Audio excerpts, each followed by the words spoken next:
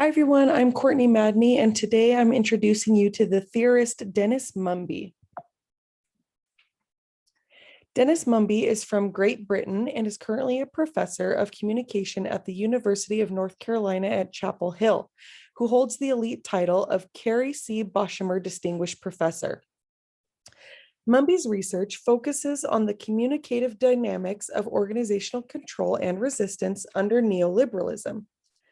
Mumby has worked on numerous books and articles focused on critical organization studies and has been given several awards for his research and work in the organizational communication field.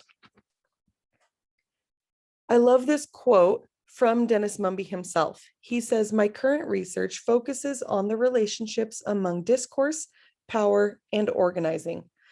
I am particularly interested in processes of control and resistance and the ways in which this dialectic is discursively produced, maintained, and transformed. Relatedly, I am interested in exploring the relationship between gender and identity and examining how processes of organizational control and resistance are tied to gendered organizational identities." Why should we study Dennis Mumby? There are so many reasons that Dennis Mumby is an important theorist to study. First, his modern day contributions to communication make sure that diversity is included in rhetoric and determines the effect of that rhetoric in the field of organizational communication. Second, in comparison to his past and present colleagues, Mumby offers a unique voice and perspective into rhetoric. Mumby often employs humor amongst his research, providing a beautiful rhetoric of his own in the communication world. Mumby explores humor and organizing and addresses the ways in which humor can serve to puncture, undermine, and destabilize systems of organizational power. Lastly, Mumby's connection of the humanistic theory to modern day scenarios and trends sheds a light on the work that still needs to be done in diversifying the voices of communication rhetoric. The first concept that we see from Dennis Mumby includes gender identity and organizational control. As mentioned before, Mumby takes a particular interest in the role that gender plays in rhetoric. Mumby talks about the history of a predominantly male communication rhetoric. It's important to note that this is the case in several areas of academia, not just communication. Art history, citing Van Gogh or Michelangelo, education and invention, citing Edison or Einstein, and our own field of communication, citing Taylor or Marx. You see, all of these areas of academia all mainly cite and focus on male researchers and innovators. From Mumby's research and ideas of feminism and rhetoric, something very simple emerges. Is organizational rhetoric diverse enough? Over the past decade, society has become more aware of LGBTQ plus community members. This falls right into Mumby's area of interest in that there are many more perspectives, in addition to feminist perspectives, that need to be considered within organizational rhetoric. The concept of diversifying organizational rhetoric is a growing area within communication studies. A real-world example that I found of a group trying to diversify professional leadership trends is a company called Chief. Chief is a professional coaching network designed for women already seated at the table, magnifying their ability to create a ripple effect in their organizations. They unite and support leaders who agree that power grows when it is shared.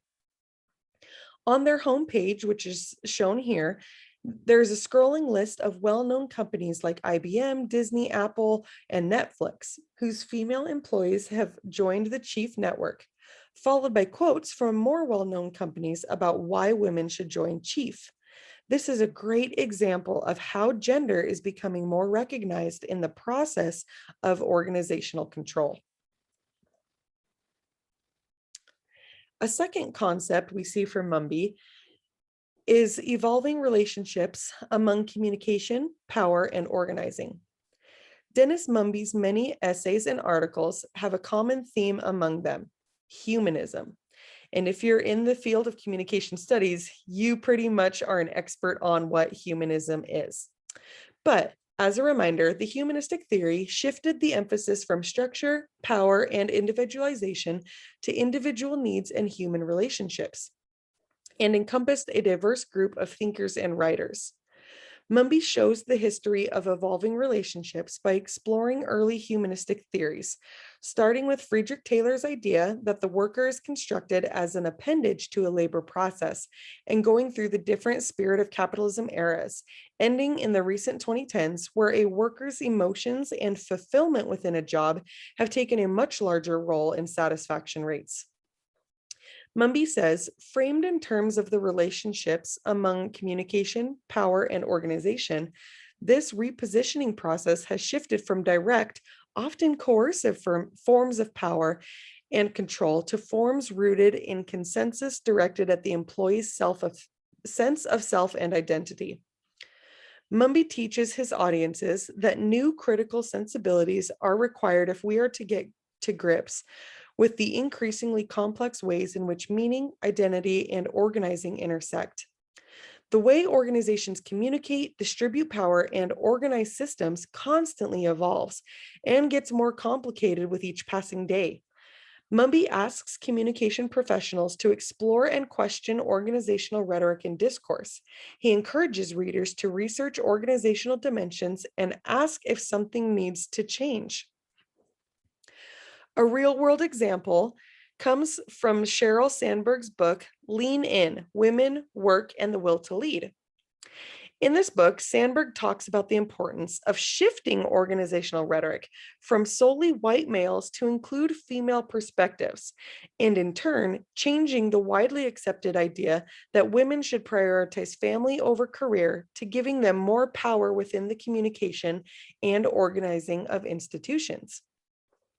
This can also refer to our earlier example of Chief, the organization that is striving to give women a place at the table. Both of these examples, although specifically related to females, do show an evolution of the rhetoric that is happening within organizations right before our eyes. The third concept, and my favorite, is humor within organizational rhetoric. Out of Mumby's three concepts mentioned in this presentation, this concept is the most fascinating to me. The utilization of humor within organizational rhetoric seems too silly, and yes, that pun is intended, to study. However, Mumby very clearly lays out the importance of employing humor in rhetoric and the reasons why.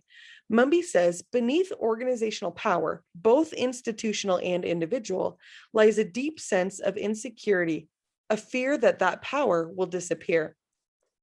He goes on to give an individualistic example of a graduate student, much like myself, who is afraid that they will be exposed at any minute for being a fraud within the educational system because, despite the impressive title of graduate student, they actually have no idea what they are doing.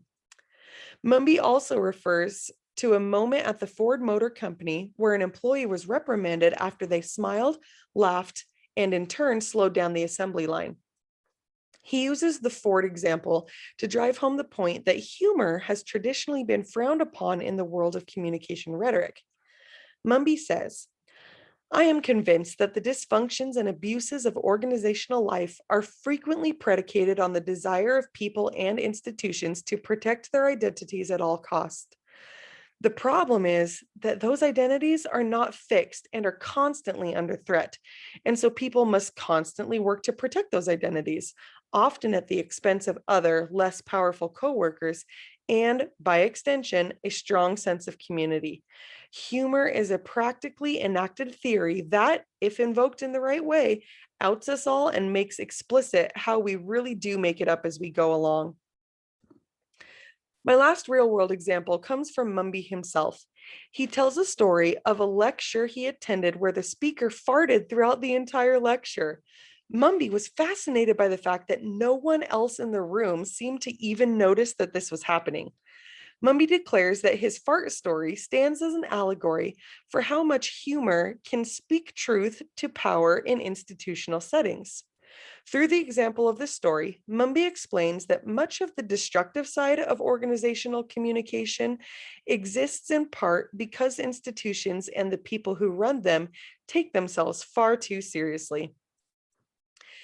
This story proves that humor connects people to one another, allows walls to crumble and communication lines to open, and projects to move forward, a concept that should be adopted in organizational rhetoric much more frequently. I appreciate Dennis Mumby's focus on gender, power, and rhetoric because he offers an irreplaceable perspective into modern day application of these concepts. He studies and provides a window into the evolution of rhetorical perspectives, asks readers to consider a more diverse source of power, rhetoric, and organizing, and shows readers how to diversify organizations while employing humor into the rhetoric. Dennis Mumby offers a contemporary perspective in a well established world of rhetoric within communication. In today's world, there are many opportunities to examine and address the mismatch of genders, races, and socioeconomic situations, and Mumby is forging the trail of these mismatches specifically in communication. Having the knowledge of rhetorical history and where it is going is a valuable key and groundbreaking for those entering the workforce as communication professionals who can affect change within organizations.